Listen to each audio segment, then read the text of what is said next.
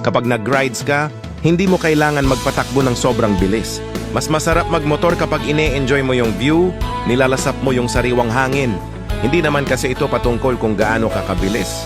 Tungkol ito kung paano mo in-enjoy ang ride mo. Lagi mong tandaan na ride is not a race. Unahin mo lagi yung safety.